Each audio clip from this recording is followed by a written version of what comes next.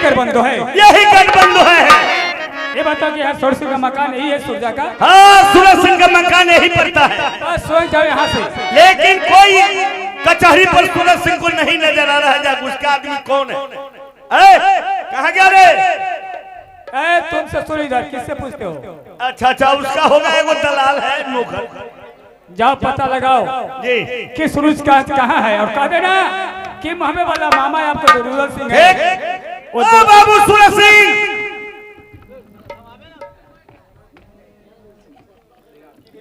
नगर मोहब्बा वाले। हाँ बोलो। आपका मामा श्री बाबू रुदल सिंह आए हुए हैं जी। अच्छा, चलिए मालिक।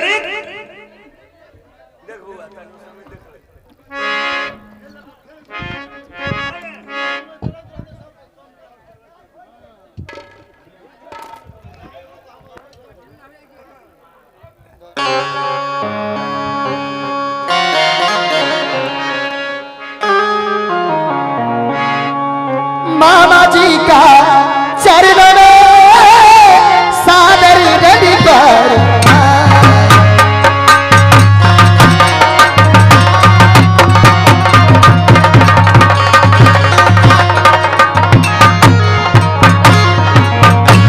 मामा जी के चरणों में सादर रवि पर करता हूँ प्रणाम मामा जी, दीजिए मुझे रहो।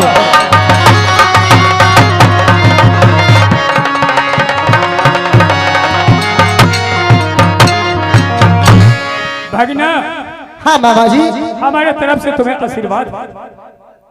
लेकिन आज तुम्हारे पास कुछ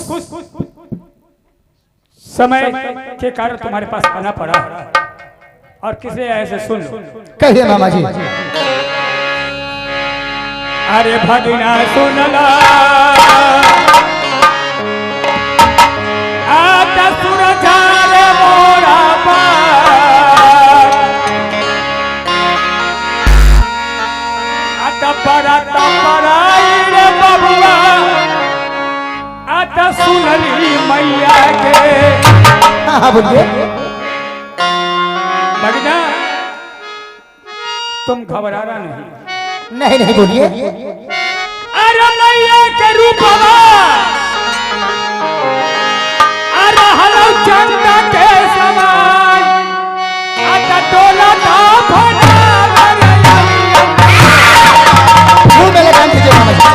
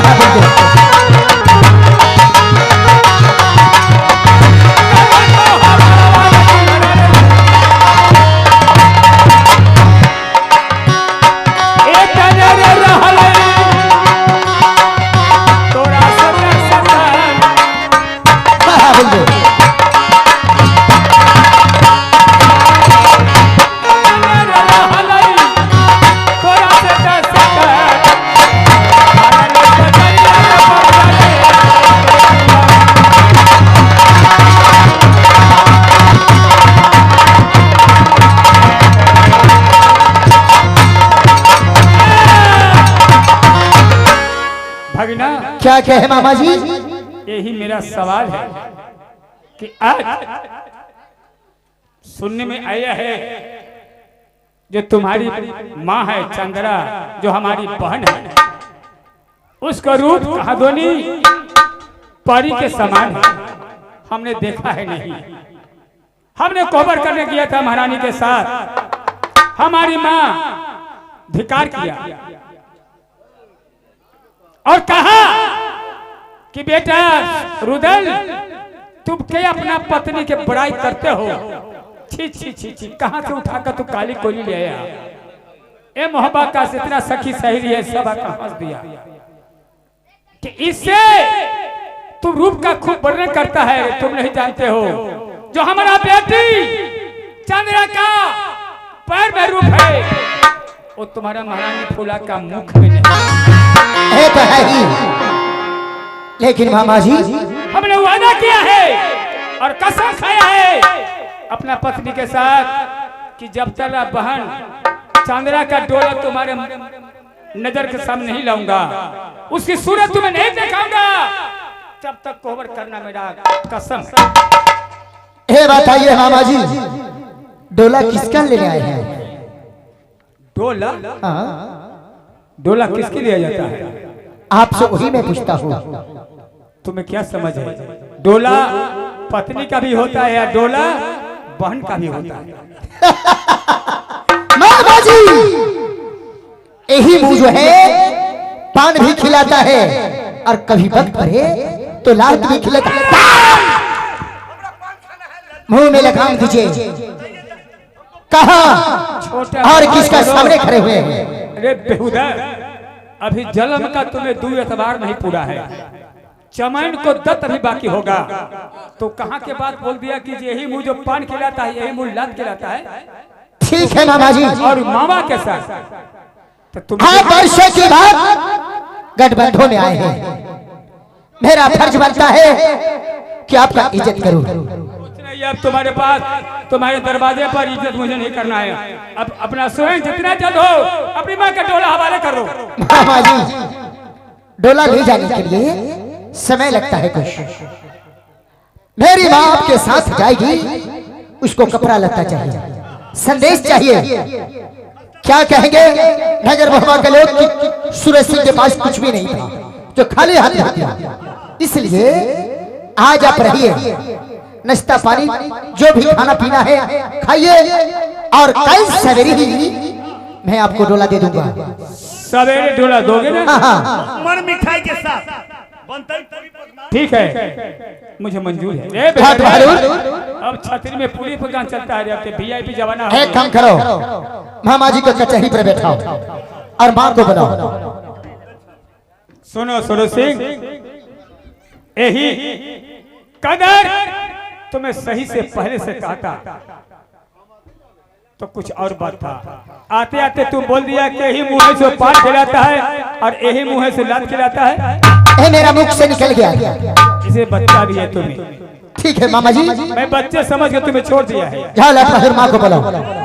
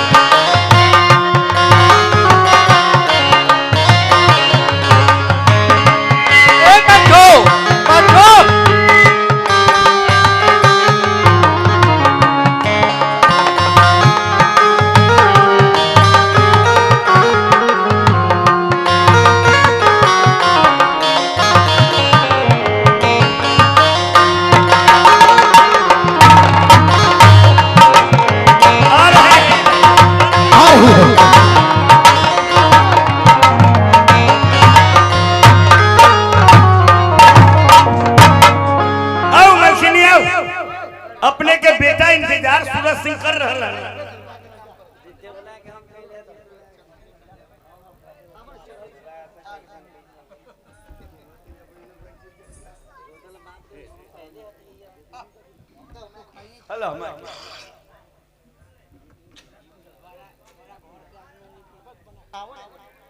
मैं प्रणाम करता हूँ माँ। खुश रहो बेटा, क्या बात है? हे माता, आज आपके बुलाने की कुछ कारण है। क्या कारण है? सुनो माँ, जो मैं कहता हूँ।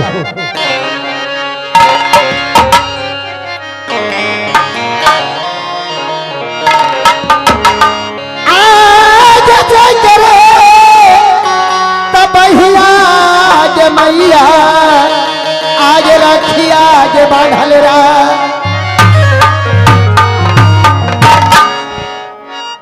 माँ मैं इशारा किया तुझे, समझी तू बात? जिस भाई के हाथ में तू राखी बांधी करती थी, आज वो भाई गठबंधन में तुम्हारा आया हुआ है। और किस लिए आया है जानती हो? क्या हमारे भैया जी आए हैं? हाँ।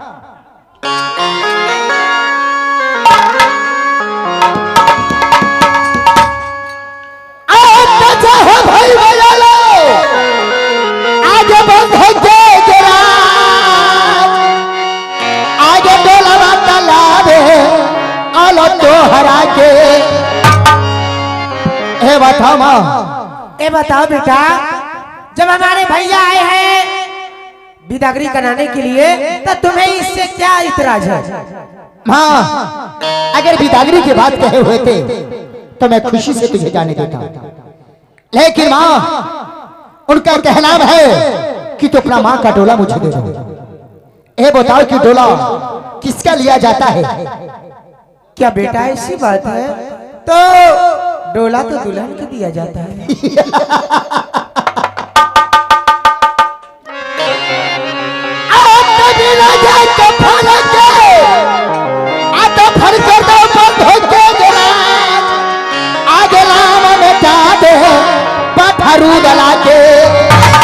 नहीं बेटा, वो तुम्हारे मामा जी हैं। उससे क्या हुआ? के साथ में ऐसी बातें मत करो। आहे आगे आए दे भाई, आते में लगाए अन्ना मामा भूता दे माता पत्थरू वाला।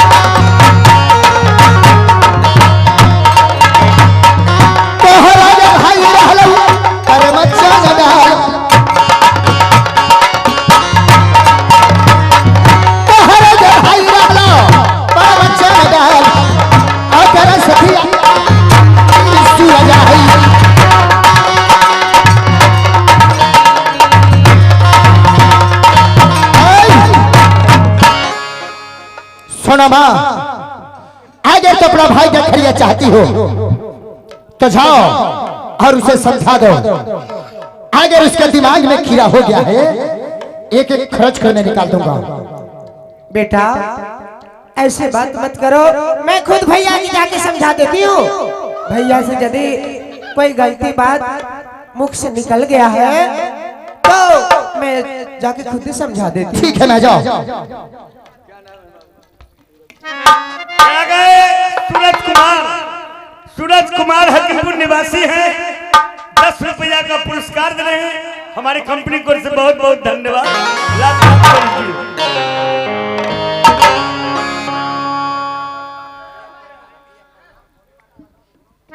दरबारी चलो भैया जी के साथ में चलती हूँ।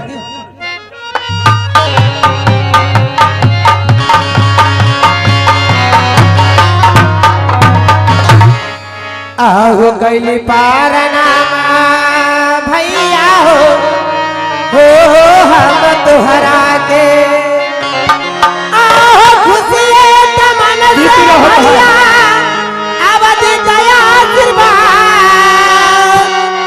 आओ दया आशीर्वाद भैया हो आजा चंद्रा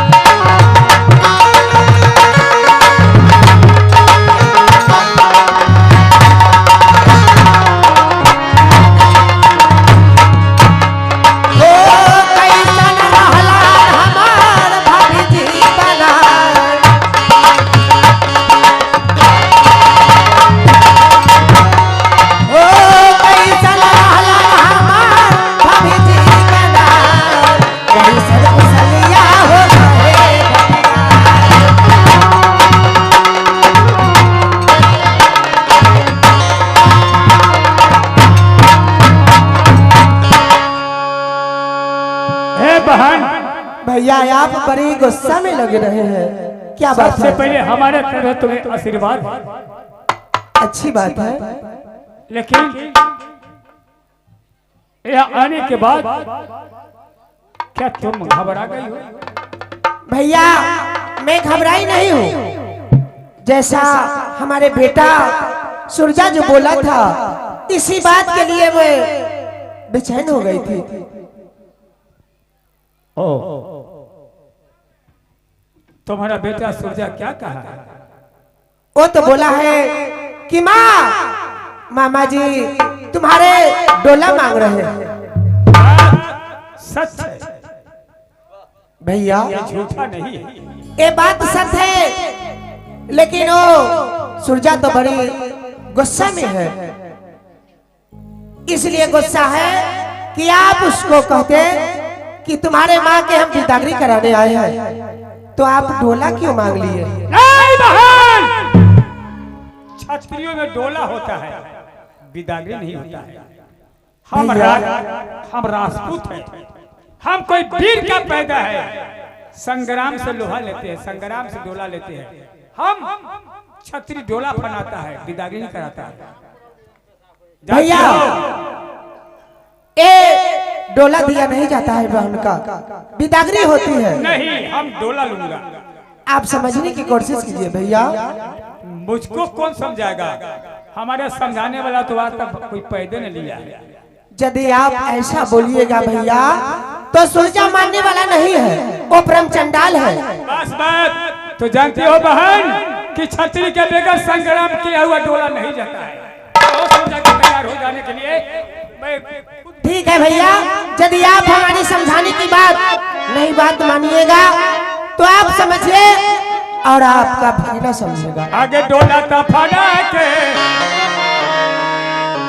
अब हम गए वो तो हरा के। कैसे आप बातें करते हैं भैया? आता जाई कर बहुत भाई का हवा करा, आता देखता हूँ सूरज दिया के भाई रानी फूला ने।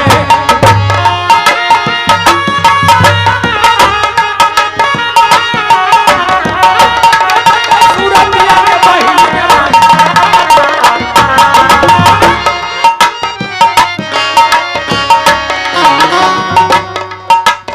आगे तबे को हबरवा करवे फूलवा के साथ। तबे को हबरवा करवे फूलवा के साथ। लड़ा साथ तय के बहिनी के तार लबा के।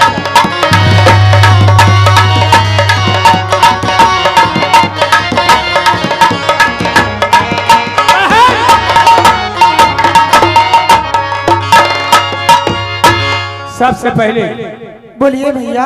स्वयं जाकर अपने भाई अपने बेटा के तुम कह दो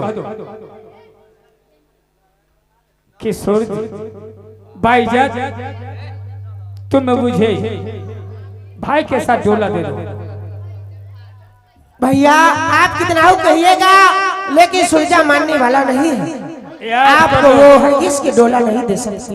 लेकिन बहन बेगर डोला लिए हुए रुदल यहाँ से वापस नहीं हो सकता। ठीक है भैया, आप नहीं बात मानिएगा तो वो बड़ी हरामी है, वो परम चंडाल है। आप और उस समझिए। इसका मतलब है कि तुम्हारा भी दिल में घमंड है और तुम्हारा बेटा का भी घमंड है। तो मैं क्या करूं? मैं तो आपको समझाती हूं। घमंड रावण का भोजन होता है, राम का। जिद्दी तो आप कर रहे हैं भैया। नाश्ता पानी होता है कि हम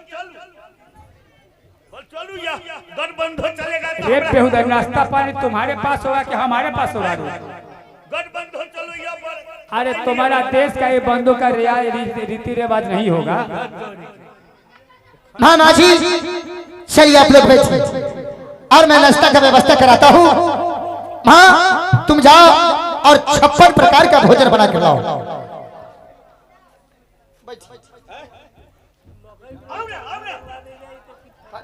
आओ ना एक काम करूं ना, तत्काल में मकई के रोटी में घी लगवाओ, अब भिंडी के सब्जी बना। अरे बहुधा एकदम उधर मुंह पर रखते सट चल जाते। तुम भी या मेरा मामा जी के जोड़े आए हो, तो रिश्ता में तुम भी मामा ही लगेगा चाहे कुछ लगेगा। तो भिंडी के तरकारी या मकई की रोटी खाने के लिए लाया है। घी लगवा दे ना। अरे सब चीज लगवा दूंगा। यदि अच्छा ना होते मुंह पर रखते चल जाते भीतर। ठीक है तो बैठो। की बात मालिक तुम जल्दी से आओ। और सुनो, तुम आया है तो अपना घरे द्वार समझो। तुम जाओ और मामा जी के लिए सोना के थाली में भोजन लाओ और मेरे लिए चांदी के थाली में। हाँ हाँ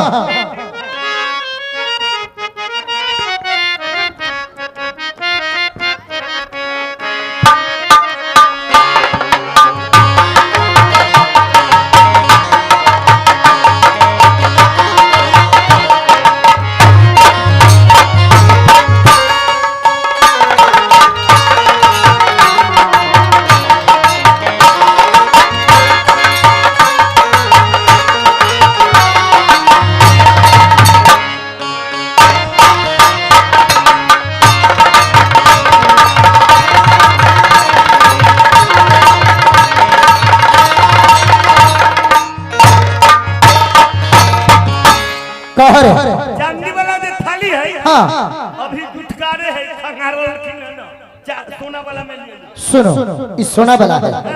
चांदी वाला धोआ रहा। एक काम करो, तुमको घर द्वार बना हुआ है कि नहीं? इतना रुपया मैं तुझे दूंगा, इतना रुपया न तू देखा होगा न कभी सुना होगा। इसमें जहर मिला दे। हम जहर डाल दिए। हाँ अरे वाह, सोना वाला में। हाँ, अब जो है चांदी वाला में उसमें कुछ नहीं। ये मामा जी खाएंगे कि सांप भी मर जाएगा और लाठी भी बच जाएगा। चलो बाहर।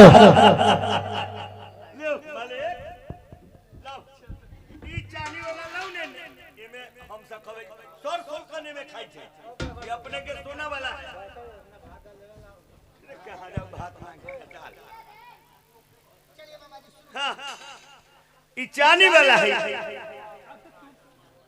देखो अरे तुम ले लिया है, क्या खाता है?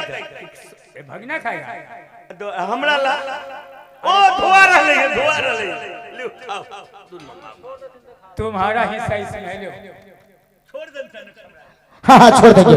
चलिए मामा जी खाइए। सोना वाला में 56 प्रकार का सब न खाना। तब थोड़ा हमरो ला छोड़ दे। अभी इसमें लालच तुमको है। अरे जूठा खाएगा रे। मालिक के जूठा नौकर खा ले छी, कोई बात नहीं, पॉइंट हो जाए। चलिए मामा जी शुरू कीजिए। ये खाना हमारे लिए है, हाँ आए हमारे लिए, लेकिन थाली छोट बड़ है रे। इसलिए मामा जी कि हम थोड़े खाते हैं। थोड़ा खाते हैं, थोड़ा की इनको मर गया, थोड़ा की मरा हुआ।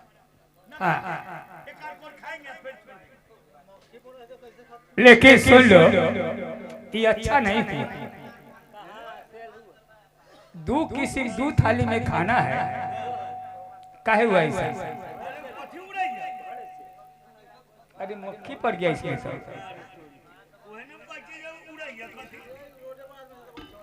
हटा इसको, मैं नहीं खाऊंगा। मकरा मक्खी पड़ गया उसमें।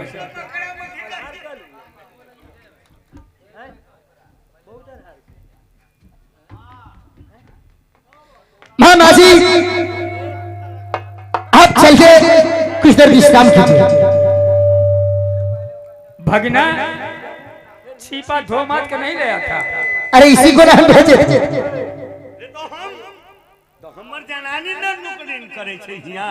अरे तो गलती किसका है? तो हमरा कथि में हमरा पत्नी के भेले गए। ठीक है, चलिए मामा जी के लिए बिछावन लगाओ। आराम करके। हाँ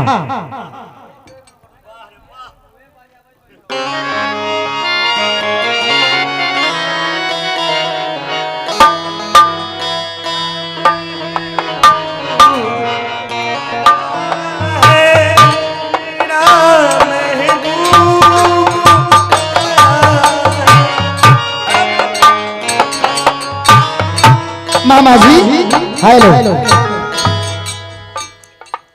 आप भूषण पहनकर सोइएगा, इसका क्रीच टूट जाएगा, इसलिए इस सारे चीज खोल दीजिए। मामा जी हमारे पास कपड़ा कमी है।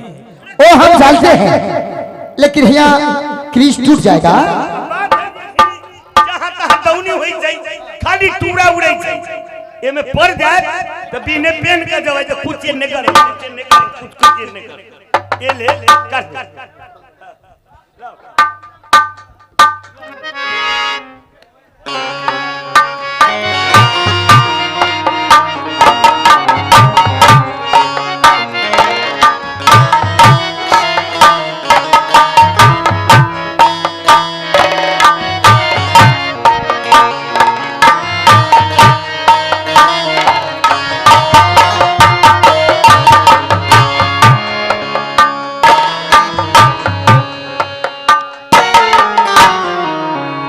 मामा जी लाट बहादुर देखो, ए मामा जी खंजर भी लेके साथ नहीं छोड़ते।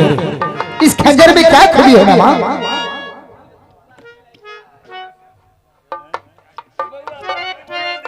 भगना इसमें क्या खूबी है? हाँ हेलो, इसका प्रणाम तुम नहीं समझा। मामा जी जब तक समझाइएगा नहीं तो मैं समझूंगा कैसे? ये क्या है? तलवार है। ये हमारा पिताजी का शस्त्र है। उन्हीं का दिया हुआ तलवार है। अच्छा, इसलिए कि पहले कहानी तो मुझे मालूम है नहीं, जो माँ कही है, जो लोग कहा है नहीं समझा है। क्या कि जब हम अपनी माँ के गर्भ में 3 महीना के था, हमारे पिताजी स्वर्गवास हो गए। उन्हीं हाथ का एक खंजर है। हमारी माँ ये खंजर ली हुई थी। जब जल जमान हुआ, जब संग्राम लायक हुआ, हमारी माँ ने एक खंजर मुझे हाथ में धरा दी और कही कि बेटा, ये तुम्हारा पिता का हाथ का शास्त्र है, जब तक तुम्हारा हाथ में रहेगा तब तक एकाउनों किला में तुम्हें कोई बाल बाका नहीं कर सकता है। और कितना का तुम मौत का घाट पार कर सकोगे, कोई ठिकाना नहीं है। कहीं भी रहना, कहीं भी जाना, कहीं भी सोना, तो अपने बगल में रख के इसको सोना। यहाँ तक कोई कह, लेकिन यहाँ डर क्या चीज का है मामा? यहाँ तक बहन के यहाँ आए हैं, कोई गैर जगह तो नहीं, कोई गैर बहन के ही आए हैं, ठीक है। तो ये तलवार से तुम्हें क्या मतलब है? मामा जी का हम पर विश्वास नहीं है। क्या मामा जी यही बात है कि तुम पर विश्वास नहीं है? विश्वास है तो ये तो रहेगा मेरा बगल में, इससे तुम्हें क्या घटी नफा है? कोई घटी नफा नहीं है। अब बगल में नहीं है, साइड में रहेगा तो क्या? नहीं, इसको मैं नहीं छोड़ूंगा। ठीक है मामा जी, जैसा आपका मर्जी, विश्राम इसलिए कीजिए। कि जब तक ये मेरा हाथ बढ़ेगा, ये जीवन साथी है। अच्छा जीवन ठीक है, ठीक है। कोई गैर जगह नहीं है। अब तो सूरज सिंह भगला के आए। लाट बहादुर, मामा जी का कुछ सेवा सत्कार करो, इसलिए कि बहुत दिन पर आए हैं।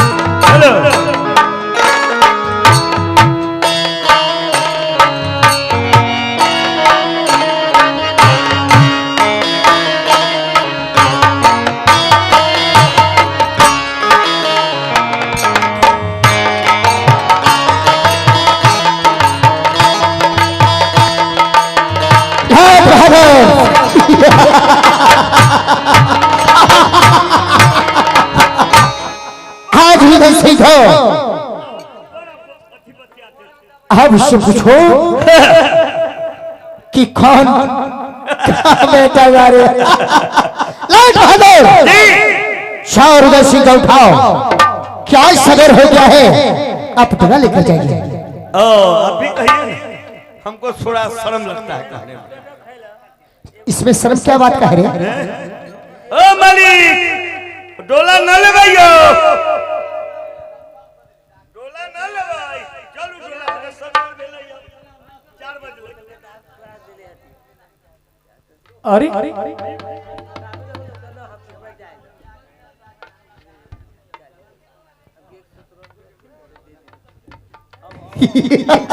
सुरजा, कहिए मामा जी। ये तूने क्या किया?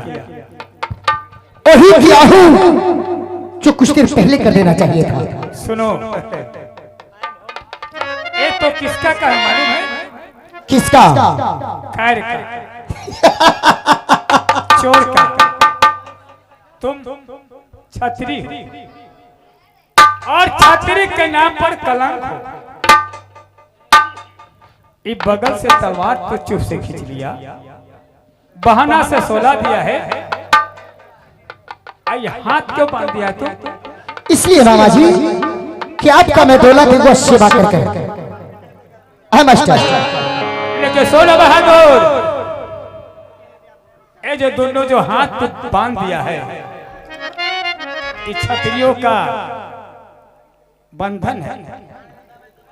हम ऐसा वीर, हम ऐसा राजपूत, हम ऐसा क्षत्रिय इस बंधन को नहीं तोड़ेंगे। ठीक है, ये हाथ बांधने से, तलवार सीनने से तुम्हें क्या कल्याण हो जाएगा? महामा जी, सूरज सिंह सर कटाना सीखा है मगर झुकाना नहीं। अहो नाम न जनल मामा हो वीर सूरजाता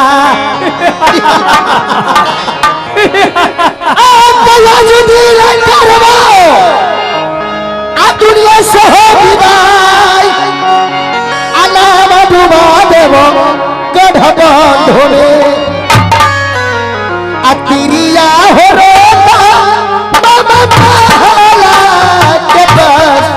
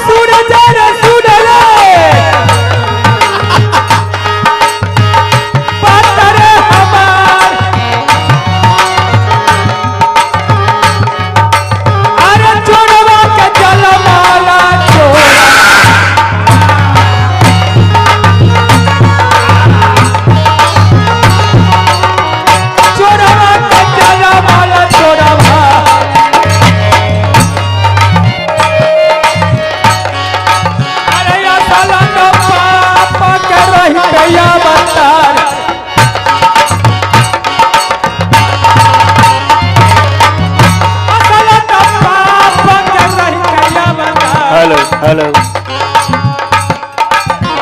आता बाता खोलते कहीं हमारा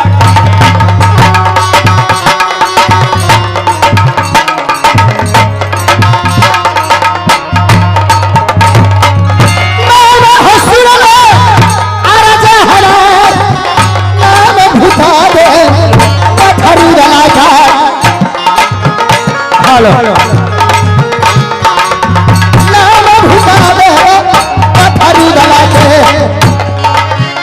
दुनिया से मामा मामा के बहे में जाए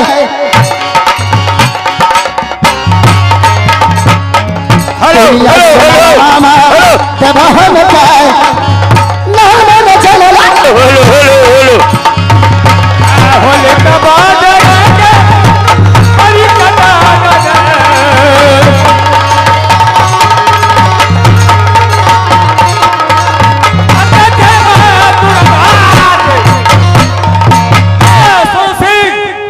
बाप का पैदा है, माँ का पैदा, असली वीर का पैदा है, तो तू हाथ का बंदर खोल दो और तेगा धरा दो। देखो मेरा तमाशा। मामा जी हेलो जहाँ जहाँ के खानों खिला कर प्राउड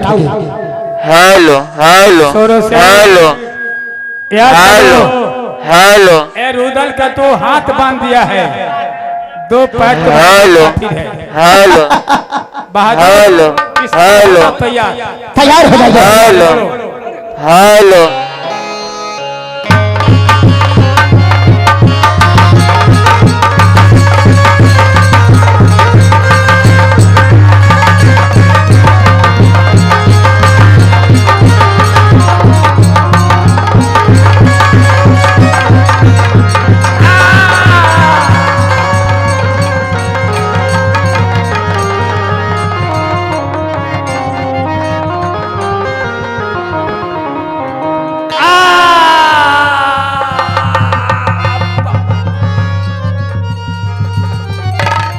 लेकिन सरों से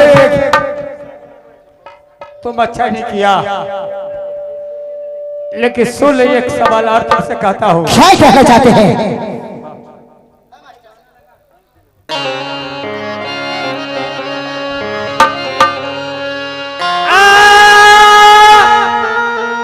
सूरजा सूरजा बात रे हमार, अरे मरुआ भर भर रे सूरजा रात।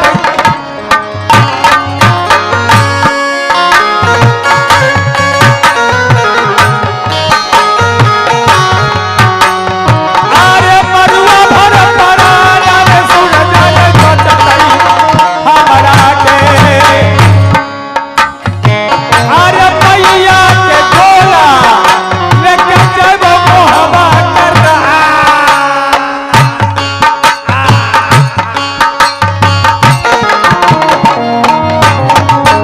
अरे तोहरा तो मैया के झोला ले बने फटाए, झोला का फटा कर जाए बने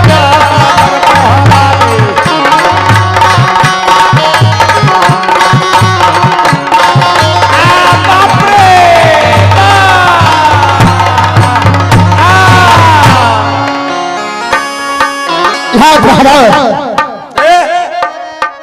हम जानते हो कि रुदय सिंह के साथ में क्या क्या हुआ। ऐसे हाथ हरारा खिलवाया और उसने रुदय सिंह को डाला। 80 बोरा नीमक डलवा दिया उसके देह पर कि एक जलेल कि इसका अंग अंग का मांस चू चू कर गिरे। और 80 मील का पत्थर जो है मैंने उसे सीना पर रख दिया हूँ। लेकिन याद रखो, अगर ये बात मेरी मां को पता चल गया, ना ना ना ना ना, चलना नहीं चाहिए। ठीक है। यहाँ काम तो ये आदमी ने है। हाँ ठीक है, मैं चलता हूँ। जाइए। और तो इस बात का ध्यान रखना। अरे सूरज सिंह, इतना बढ़िया इज्जत किया है मामा का। जा, लेकिन हम आए हैं तो नगर मोहब्बत से रुदल सिंह के साथ कोई बात नहीं। यह बात सूरज सिंह को मथारी तक पहुंचा देते हैं, चंद्रावती तक, ताकि कुछ न कुछ तो बचना चाहिए। कैसू न कैसू बचा देना है। आइए।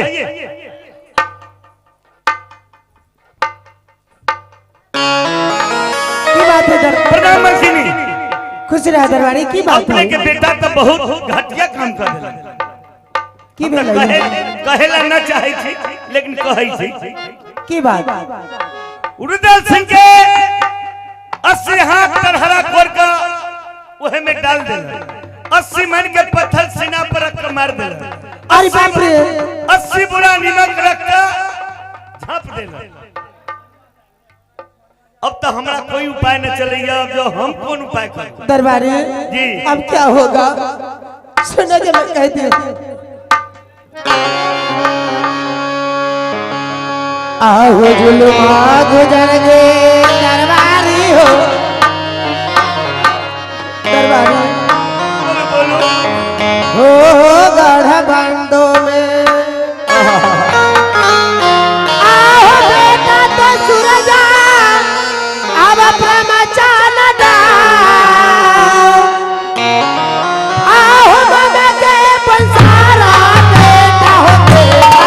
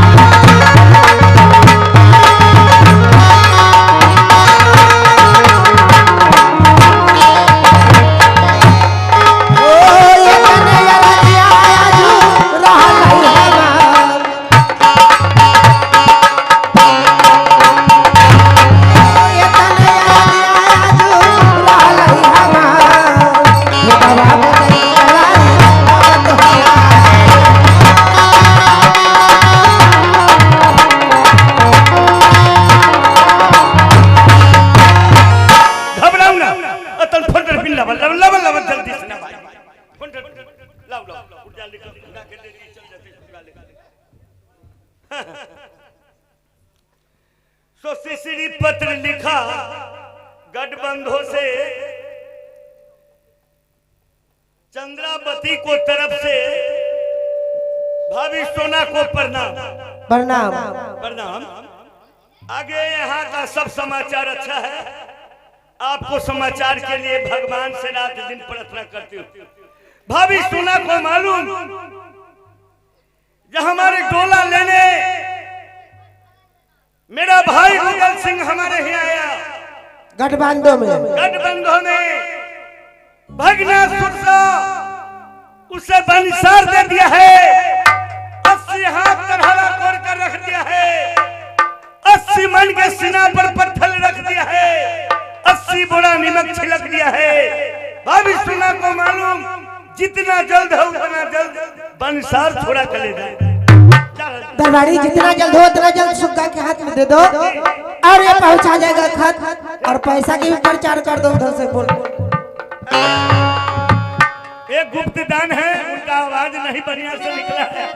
10 रुपया का पुरस्कार है। हमारे कंपनी की ओर से बहुत बहुत धन्यवाद है। इनका आवाज नहीं ढंग से निकला है।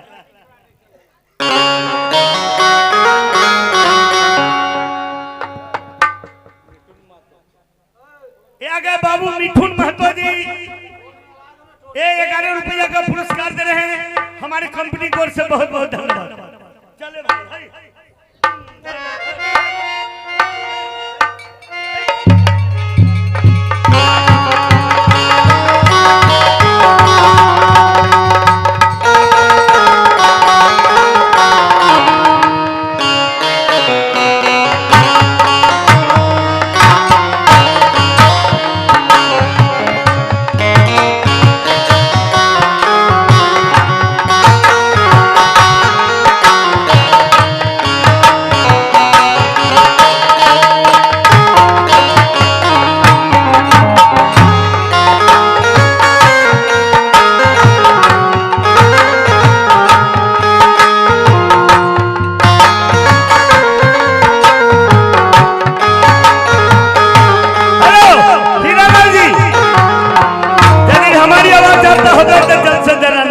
हीरालाल जी, आप जहां कहीं भी स्टेज पर आने का कष्ट करें।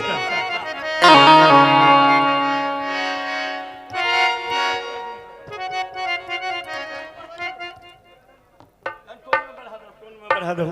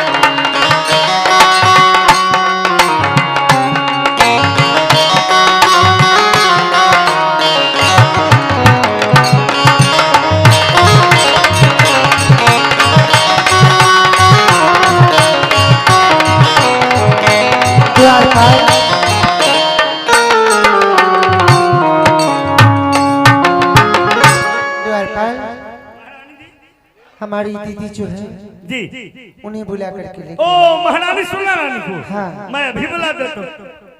मलकनी बारकी आओ आओ आओ जल्दी आओ।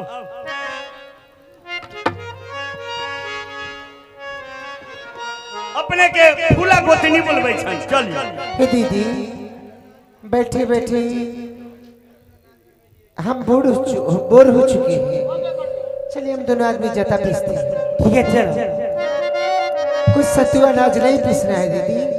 मैं जरूर पीसूंगी। चलिए दीदी।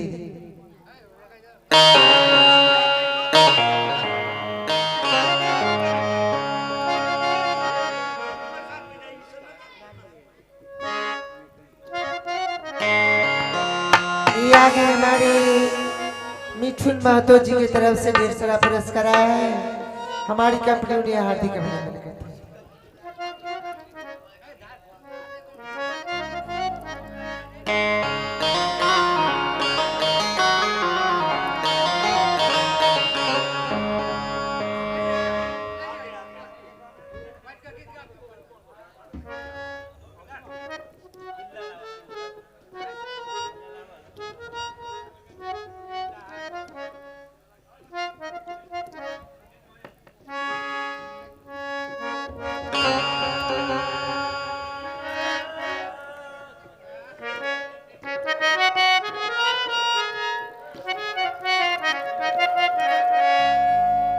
अरे पिया परदेस सर गईले,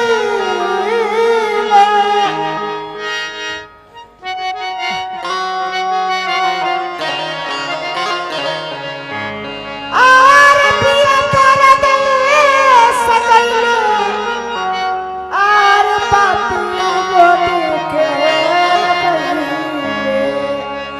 अरे तकिया पर सातल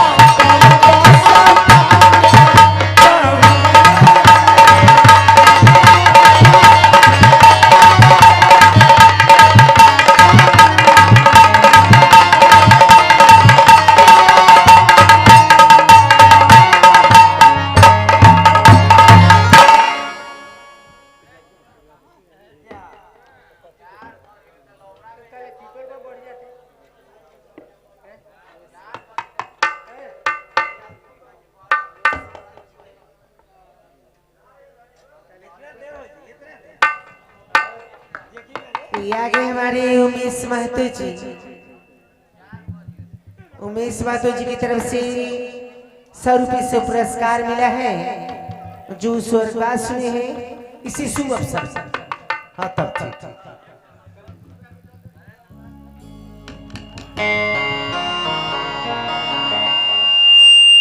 हे दीदी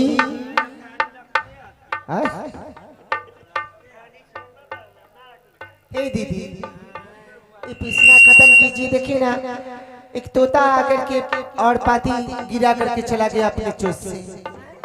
ये परवाह कर देखिए द्वारपाल से क्या लिखा हुआ है इसमें। रे रसौड़ा एने तो हमरा तक चिंता से कथि तनी मिल जाइए यार। ज्यादा पिसैत रहिए कहीं तोता ओ चोट में लेकर गिरा दिल के ये खैर मलकिनी खड़ा हो जाओ। मलकिनी खड़ा हो जाओ। ए गिरा दे को चलो गिरा दिल के स्वस्थ श्री पत्र लिखा गठबंधों से चंद्रावती को तरफ से भाभी सोना को प्रणाम। आगे भाभी को मालूम जब हमारी डोला लेने के लिए मेरा भाई रुदल सिंह गठबंधु आया, सूर्या चंडाल 80 हाथ करहरा कोड़कर रुदल सिंह को रख दिया है। 80 मन के पत्थर सीने पर रख दिया है। 80 बोरा नमक ढल दिया है। भाभी सोना को